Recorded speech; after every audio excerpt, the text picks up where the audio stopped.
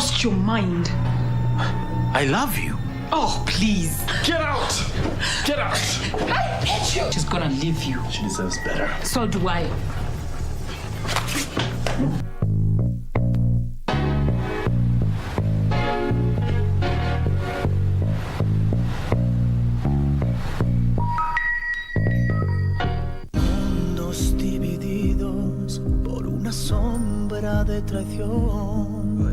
But have you thought of the moment those debts Quadrum has are due, and they are huge? We will be defrauding Mr. Miranda, Dad? I will devote myself to defending our daughter Mariela from those vicious and heartless Ferrers, and everyone else who tries to hurt her. Lying heart.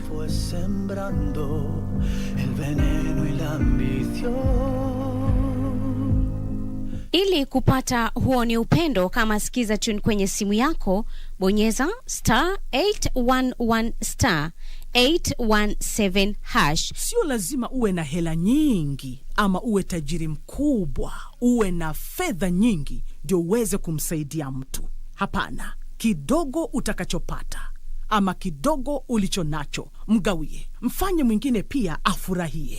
Umpatie tabasamu. Kupata huo ni upendo, kama sikiza tune, bonyeza *811 *817#. *811 *817#.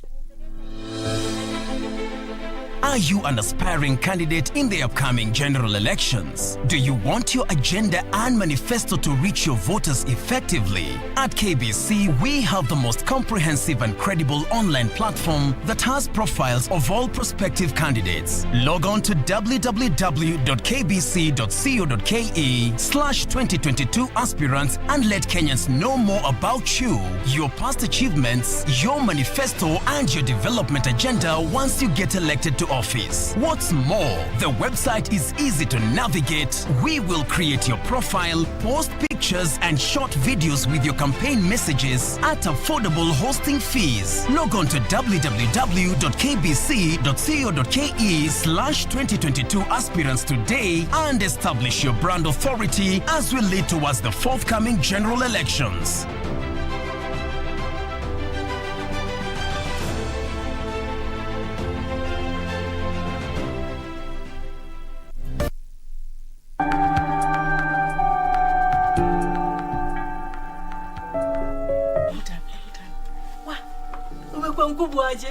Na umekuwa mrembo kama shosh tu. Desperate times, Amma. Why would you bring Bev home knowing exactly what's going on at your place? What now? Nitakwambia mara ngapi mimi si mama yako? I have a bag of shopping here. Sawa basi, nimekubali.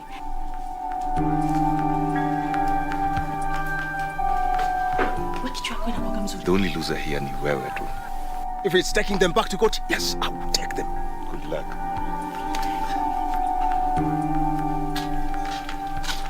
Now I'd really appreciate if I just never ever see you again. I am in love.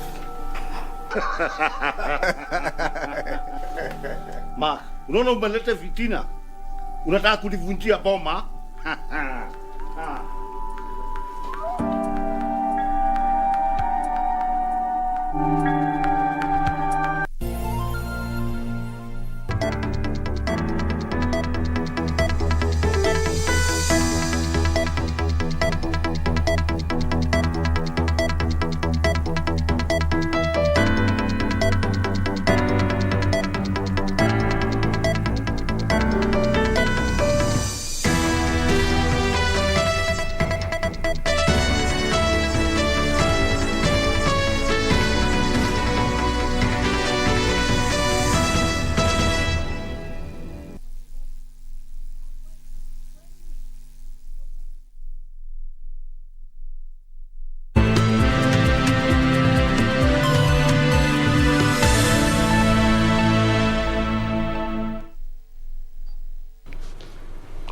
Good afternoon. Thank you for creating time for us. This is KBC. A very warm welcome to the Lunchtime News. My name is Irene Muchuma. Udim on sign language interpretation. We have Byron Abule. It is the 26th day in the month of March 2022. Political aspirants only have today to register with the political parties that will use during the August 9th general election. This, as Azimio la Umoja, is today in Western Kenya, and Kenya Kwanza is in the county of Mombasa. We have teams on the ground. Do interact with us on all our social media platforms at KBC Channel 1. Interior Principal Secretary Karanja Kibicho has called upon Jubilee aspirants and the electorate in Kirinyaga County to work together ahead of the party primaries. Kibicho, who received at least 80 members from Kirinyaga County who defected from United Democratic Alliance to Jubilee, said the focus should be on strengthening the party at the grassroots for it to secure majority of seats in the general election. Interior Principal Secretary Karanja Kibicho says the Jubilee Party has a huge stake in Central Region, and aspirants as well as the electorate should join forces to further popularize the party. Chama ikuwe na nguvu, ndio wale mobilizers wa ground waenda wakiongezeka, juu tunajua hata kama aspirants ni wengi, kutakuwa tuna one candidate wa Jubilee ndiye atakuwa anashindana na wale watu wa vyama vingine, na nafikiria lengo yao kubwa ni kuhakikisha hakuna fallout hata hiyo nomination process ikiendelea. Ndio unaona wale watu wengine walikuwa wamekalia fence juu wameona Jubilee imeanza kuwa na nguvu hapa Kirinyaga, wameanza kuvuka in masses na wanakaribishwa. Meanwhile, Azimio la Umoja leaders in Narok County, led by Youth Affairs Principal Secretary Charles Sunkuli, are drumming up support for presidential flag bearer Raila Odinga. Muchuma Raila Amolo Odinga has completely demystified health care in this country. We want to make sure that every future generation, our time here is limited. When you're out of this earth, they will continue benefiting with free health care.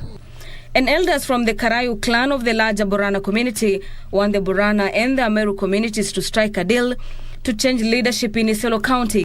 The leaders who have fronted former Ethics and Anti-Corruption Commission Chief Executive Officer Halake Wako to vie for Isiolo gubernatorial seat want the Ameru community to nominate a suitable candidate as a running mate. Hakuna miradi zozote zilikuwa zinaendelea na watu Isiolo ikuwa tumelala. Leo tunaamuka, jamii yote wanahitaji kuungana kuondoa wale watu viongozi corruption kwa wale wote wawili ambayo wamekuwa magavana.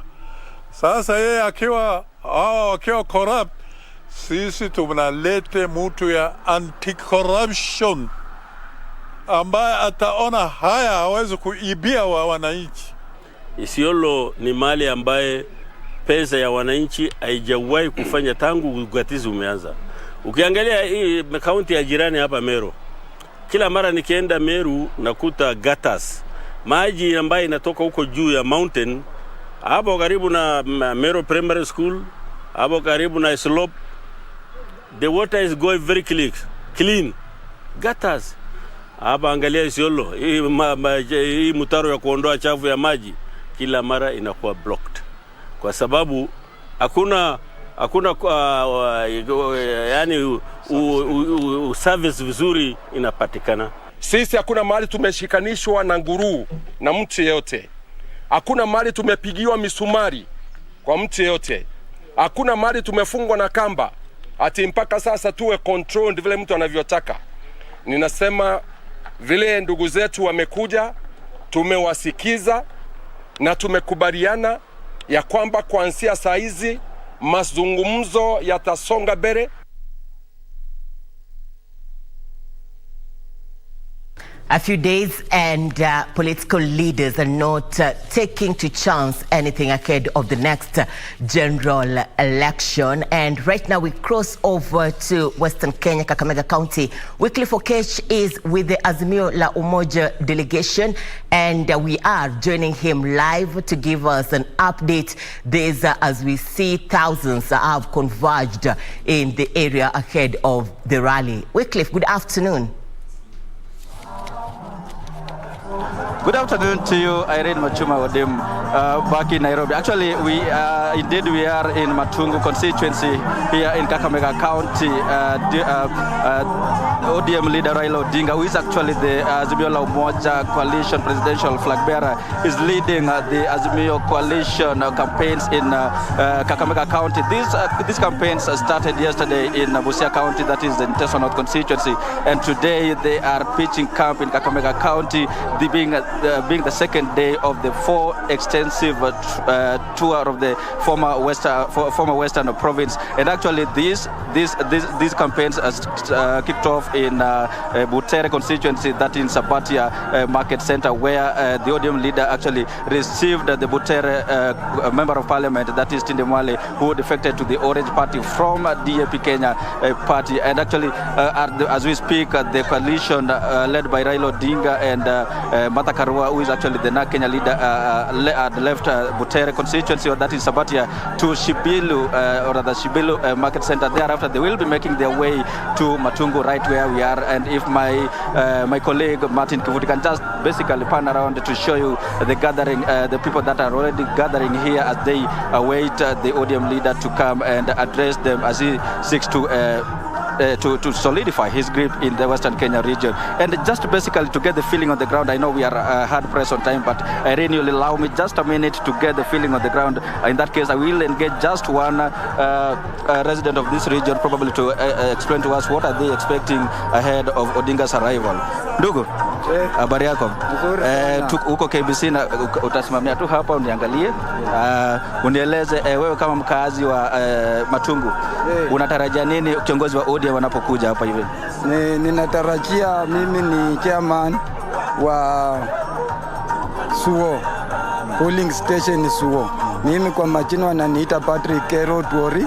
Mimi na Azimio tamu, na ninaalika Peter Oscar na Vlindo anitembelee Suo. Sawa, tunazungumza kwa ajili ya leo tunapata kiongozi wa ODM atakuwa kiongoza muungano huo wa Azimio anapotaka kura zenyu. Unatarajia azungumzie nini? Tunataka azungumzie kuamsha mashini yetu ya factory Mumias. Akiamsha hiyo tutamshukuru, tutasema Mungu ni mwema. Asante sana.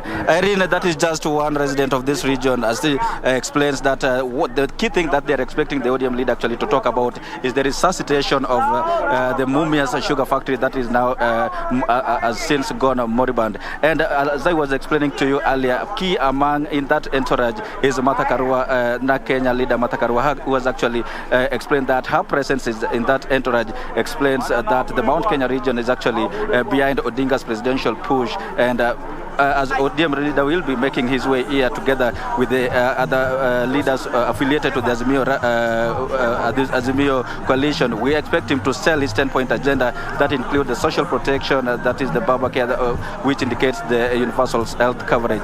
We'll be expecting him to talk about all that. And here we'll be monitoring every remark and compile the same in our subsequent bulletin. Back to you, Irene. Thank you, Wycliffe. Good to have you, Wycliffe Okech, reporting live from Matungu in the county of Kakamega. This as we're expecting the Azimio la Umoja delegation to have a rally this afternoon, being led by former Prime Minister and also the Azimio la Umoja presidential candidate Raila Odinga. And in the county, who is moving on with the delegation, and let's get the feel and the picture on the ground. Michael, good afternoon. Well, good afternoon to you, Muchuma. We are coming to you live from Mombasa County, where I am at Mwembe Tayari. This is the place where the Deputy President with the Kenya Kwanza Alliance are expected to kick off their 3-day tour in Mombasa County. His itinerary is as follows. He's supposed to start here at 2 p.m. in Mwembe Tayari, later at Majengo in Mvita constituency. That's Majengo Market to be precise.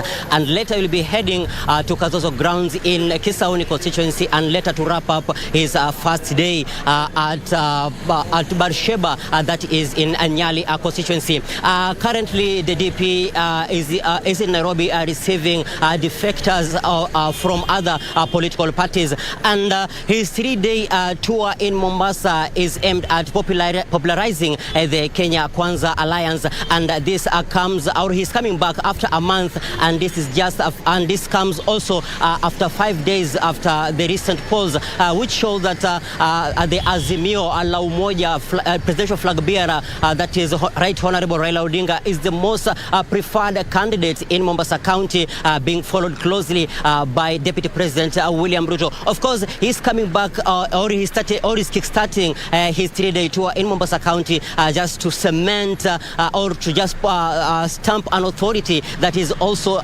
in the race, and to show his popularity here in Mombasa County. Of course, he's having a 3-day tour. Of course, he'll be meeting other party delegates around Mombasa County in this 3-day tour. That's all we have for now. We'll bring you up to speed when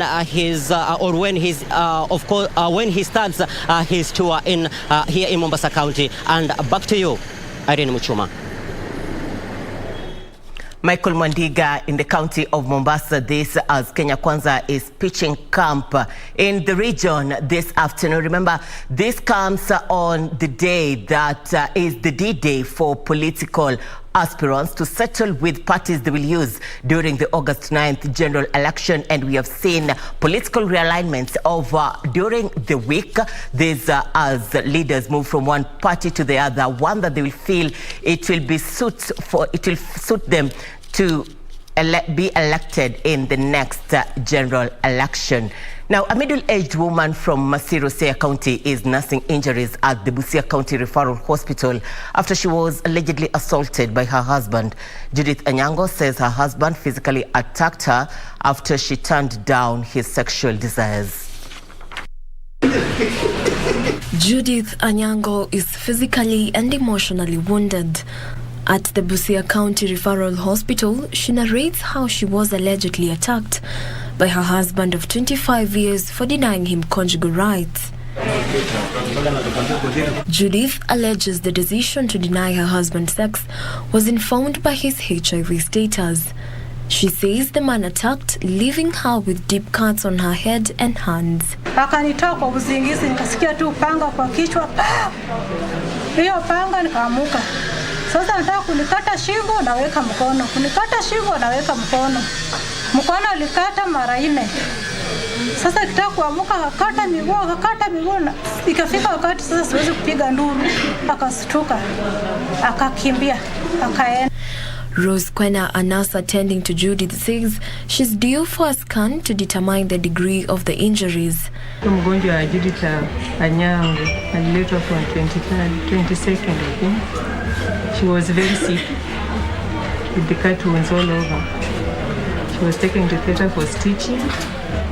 For now, you are managing her with the antibiotics. She is having a fracture on the left arm. Today, you are taking her for CT scan. You want to know the damage on the head. Otherwise, she's still on treatment. Judith and her family say they want justice, calling on the police to trace and arrest the man and make him pay for his actions. Familia tunataka mkondo ya sheria ichukue mkondo yake. Kulingana na huyo ndugu yangu saa hii ni kama jambazi. Kitu yenye nilikuwa naomba watafute huyo mwanaume wamfunge mweke ndani. Sababu akinipata nikitoka tu panipata sasa ataniua. Jacqueline Masharia for Lunchtime News. And on that note, report filed by Jacqueline Masharia, we take a short commercial break. We'll be back with more. Stay with us.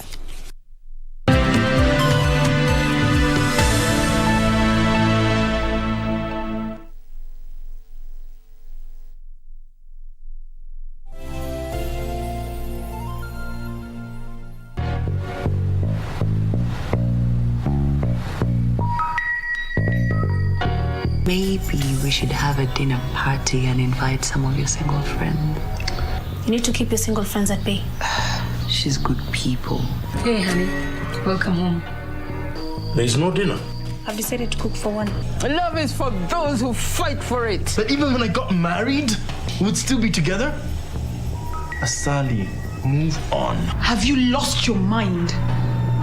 I love you. Oh, please. Get out! Get out!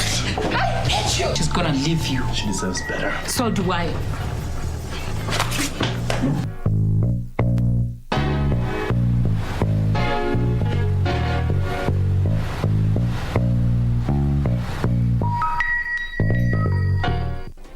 Do you have a news story to share with KBC? Get in touch swiftly on email news@kbc.co.ke or call 0723-892-654 or 0734-780-124. This week on The Process, we take you behind the scenes of TV news production.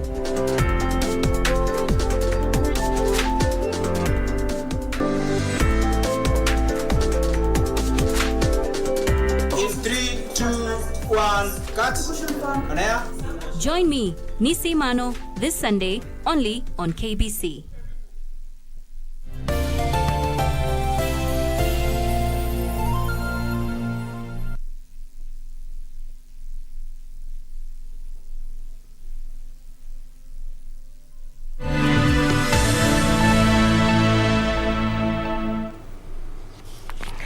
Welcome back. A family in Thika is mourning the death of their 25-year-old kin who died inside a boiler at a still in a manufacturing factory in the area. It is reported that Caleb Otieno met his death when his gloves got stuck to a metal he was feeding to the boiler machine. The family of Caleb Otieno has been thrown into mourning after their kin was liquefied in a boiler at the steel manufacturing factory he was working at. The deceased's brother, John Agwambo, explained that Caleb, who had worked at the company for 7 years, was trying to detach his glove from a piece of metal when he was sucked into the high-temperature boiler where he died. He bemoaned that the family will not have a body to bury following the incident. Amepata accident na akakufa. Kufuatilia zaidi tukaambiwa alikuwa anafanya kwa boiler. Tunapea information kuwa ni kama aliteleza akaingia kwa boiler. Mwili haiwezi patikana. Tunaambiwa temperature ya pale inakuanga very high. So mwili already imesiagwa, imeisha. So there is nothing we can get. Tumejaribu kuongea nao we can get even just a single part of the body so that we may prepare burial process. Wakatuambia for now we can get nothing. He says the accident could have been avoided. Tumeenda pale tumeona ni area very dangerous. First thing juu anafanya juu na chini ni kama boiler, wanachukua chuma wakirusha. Kwa hiyo process ndio ndugu yangu ambaye anaitwa Caleb aliteleza na ameishia pale. Michael Orao, a family friend who visited the facility after the tragic accident, took issue with the management of the factory for failing to communicate the accident to the family and called for authorities to take action to prevent similar incidences in the future. Poteza kijana hata hatujapatiwa habari any family member. Company hawajawaeleza hata hawajawapigia. Tumepigia tu na rafiki ambao walikuwa wanafanya naye. So tuseme ni kama huyo kama angepiga na mtu pia hawezi ukaona. Si angepotea tu hivyo. The facility has been shut down till Monday to allow for investigations. For Lunchtime News, Heritage Kiprano. The Public Service Club is seeking to recruit new and younger members as it marks 100 years of existence. Currently, the Nairobi-based exclusive social and sports club boasts a membership of about 3,300 and will be banking on its heritage to attract the younger generation. Zainab Said has the details.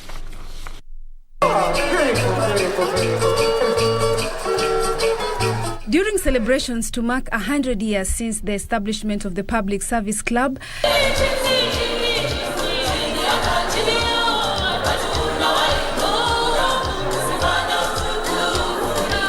Chairman Njoroge Ndirangu noted the need to make membership more attractive to young people. We want to become a world-class club, a club of choice, a club, designed to appeal especially to the young people. According to Ndirangu, the management has incorporated facilities and amenities to entice the youth in a bid to increase membership. Government has done so much to improve the welfare of the civil servants in terms of salaries and allowances, and generally the welfare. And we think this is where we need now to focus more, to provide them with a place they can come and relax after a hard day's work. When you look at the scheme of things, this should be a default club.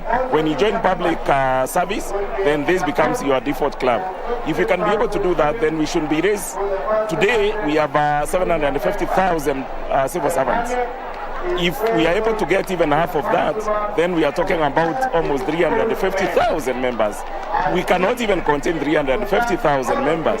And even with their small subscription, because we are the lowest in terms of subscription of about 15,000 a year, then we should be able to raise enough revenues for us to be able to do infrastructure that is state-of-the-art, modern infrastructure that members will... Chief Guest Mushiri Mwaniki, Chair of the Public Service Commission, lauded the century-old club for maintaining a rich history of service to members. They have done a lot, but they still need to get to where the other clubs are within Nairobi. If you look at this club, it has a very big acreage. It is one of the most, in terms of location, it has one of the best locations.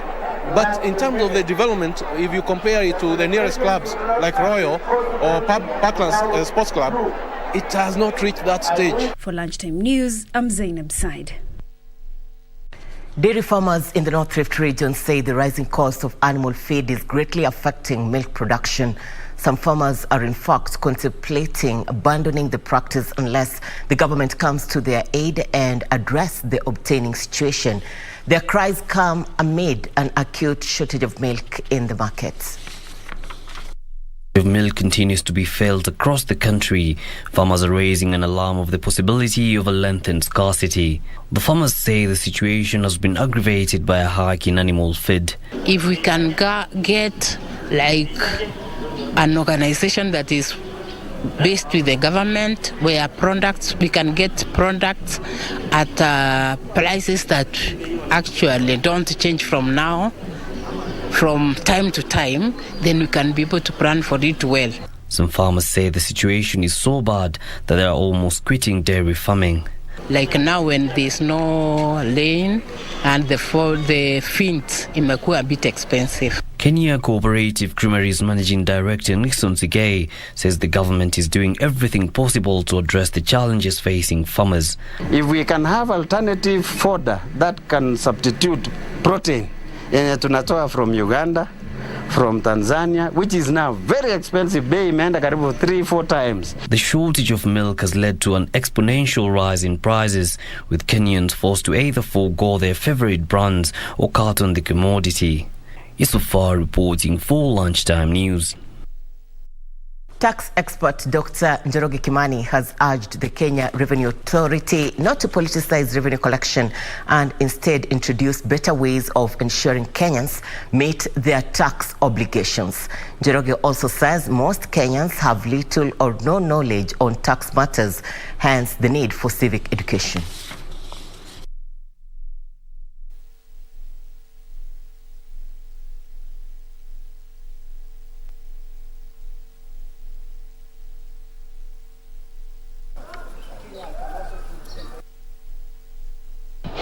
Ama mtu anaweza tumia namba ya mtu ambaye alikufa 1991. Wewe kama driver wewe sijua hiyo. Wewe unaenda unambeba genuinely ukijua mimi nabeba customer, kumbe umebeba mtu ambaye ni adui yako. So tunaomba serikali iweze kutupatia security with the online drivers, kwa sababu hii kazi imekuwa ngumu. Si mafuta, si kampuni ambazo zinatutosha commission kubwa, na pia security kwetu imekuwa ni hali ngumu.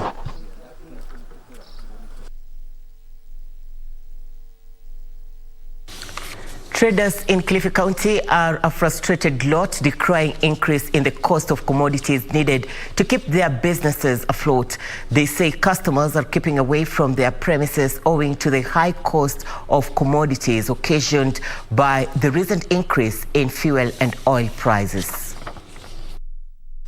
Traders in Kilifi County are at crossroads.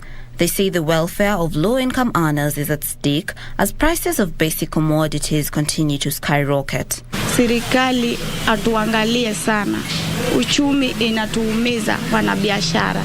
Serikali tunawaomba ketini chini muongee mtupunguzie hii uchumi tuone tunaelekea Kenya gani. Tunaomba. Due to the current economic situation, many traders have been forced to mark up prices in a bid to maintain a decent profit margin. Yeah, tunauza 200 chips lakini hatupati wale clients wa kitambo. So inabidi as management tukae tuone kama tunaweza uza 100 lakini ile kiwango tupunguze. Ndio tuone kama tutaweza kupata clients. Lakini hata saizi umeona hakuna wale customer kama wa kawaida. With sales becoming low, many establishments have been forced to dig deeper into their pockets to pay employees. Washatoroka kazi, wanasema tunafanya kazi na tulipwi sababu chakula inabaki, tunamwaga. Sasa tupati pesa ya kulipa wafanyikazi. Wengine washatoroka kazi. Let's get to the fields. Time for sports. A 4th-minute goal on by Senegal's Salio Sis was enough to give Egypt a 1-0 win in the first leg of their World Cup playoff in Cairo. Meanwhile, West African rivals Ghana and Nigeria played to a 0-0 draw in their last leg of 2022 World Cup playoff in Kumasi. Egypt traveled to Senegal with the winner qualifying for November's tournament in Qatar. Meanwhile, Ghana and Nigeria could not be separated as they played to a goalless draw in Kumasi. Nigeria thought they had won a penalty 15 minutes from time, but the decision was overturned by Moroccan referee after consultation with the video assistant referee, which was used for the first time in an African World Cup playoff. Nigeria will host Ghana in Abuja on Tuesday in their second leg. In other matches, Algeria humbled Cameroon 1-0, Tunisia beat Mali 1-0, while the Democratic Republic of Congo drew 1-1 with Morocco. For Lunchtime News, I'm Daisy Cherop. To play for Polish player Iga Świątek is set to become world #1 after Ashley Barty following a second-round win in Miami Open, which meant she will take the mantle from the retired star. Meanwhile, Cameroon Norrie reached the third round after beating Jack Draper in all-British meeting. After winning the Indian Wells title last week, which took her to number 2 in the world, Świątek extended a career-best 12-match winning streak with a 6-2, 6-love win against Victoria Gilbert of Switzerland in the second round of the Miami Open. Well, everything was spot on there from Świątek. Poland's Iga Świątek will become world #1 after a second round in Miami, which meant she will take the mantle from Ashley Barty, who has retired from the sport. 3-time Grand Slam winner Barty announced her shock retirement earlier this week, saying she will chase other dreams instead. Very good record. Meanwhile, Cameroon Norrie reached the third round after beating Jack Draper in an all-British meeting. British #1 Norrie was meant to work hard to beat world #1 4-6 Draper 7-6, 7-5, 6-4. Norrie will face France Hugo Gaston next as he bids to reach the 4th round for the first time. Draper, who struggled with heat exhaustion at last year's Miami Open, has won 3 titles on the Challenger Tour this season and registered a first-round win over veteran Gil Simon. And she does it in style with a 6-2, 6-love win over Victoria Golubic. Let's get back to the local scene. Tax expert Dr. Njoroge Kimani has urged the Kenya Revenue Authority not to politicize revenue collection and instead introduce better ways of ensuring Kenyans meet their tax obligations. Njoroge also says most Kenyans have little or no knowledge on tax matters, hence the need for civic education. Is officially launched. Speaking during the launch of the latest book, Understanding Tax Administration in Kenya, Dr. Kimani said KRA should be the last institution to use intimidation and threats in tax collection, urging the organization to engage Kenyans in a better manner. There are a lot of feelings that sometimes taxes are attached to either politically collected or incorrectness. There are those who may be targeted for one reason or another. But all in all, I think an efficient tax system should be able to gather data information accurate enough to get the accurate tax for each taxpayer and demand the same, as opposed to just having a very big hammer on small issues of tax and then completely disrupting. I'm aware of people who have died out of tax issues. I'm aware of people who have really gone down because of tax issues. But somebody approached, then I think they're able to. Kimani says the book offers insights on tax and will help Kenyans demystify the same and pay taxes willingly. I seek to achieve awareness, impacting knowledge to those who don't have it, and making tax a more simplified thing than has currently or previously been seeming to be. Dr. Dan Gikonyo, who was the guest of honor, lauded the author, saying Kenyans now have an opportunity to learn about tax, avoid shortcuts, even as they seek answers on how their taxes are spent. We must change this concept from punitive measures to something that we pay because we are patriots and we want the country to grow. That you're able to help us face the taxman, with the authority and with information and with integrity. That is very, very important. Dr. Kimani said the book will reduce the negativity on paying taxes, as well as enlighten Kenyans on what is legitimate. And we've come to the end of Channel 1 Lunchtime News. We do appreciate your feedback on our social media platforms. Emmanuel Nakumuru, you're saying you're watching KBC Channel 1 from the county of Busia. Daniel Ucheng, you're saying you're watching KBC Channel 1 from the county of Nairobi. And Michael Mwangi, you're watching KBC Channel 1 from Karen. On behalf of the entire team, thank you for your time. My name is Irene Muchuma. On sign language interpretation, we have Byron Abule. For more details on Just Add News and many more, do log on to www.kbc.co.ke. God bless you.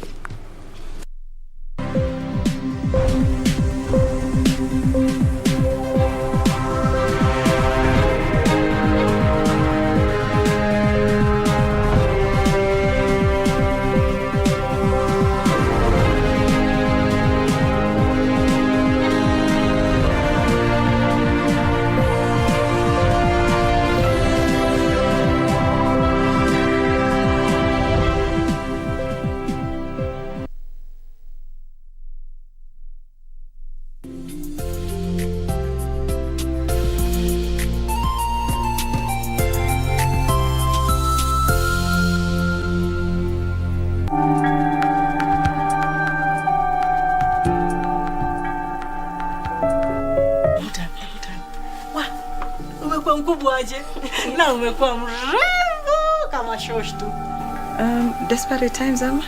Why would you bring Bev home knowing exactly what's going on at your place? What now?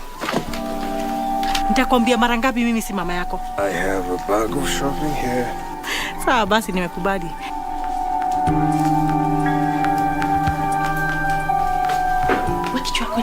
The only loser here ni wewe tu. If it's taking them back to court, yes, I will take them. Good luck.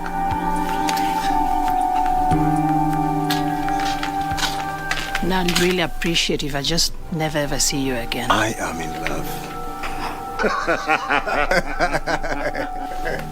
Ma, unaona umeleta fitina.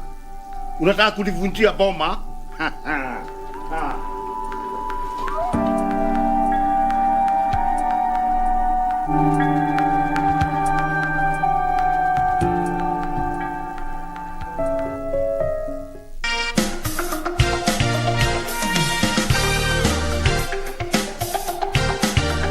The first step to happiness is falling in love with yourself. Naomi Wamboi Nganga is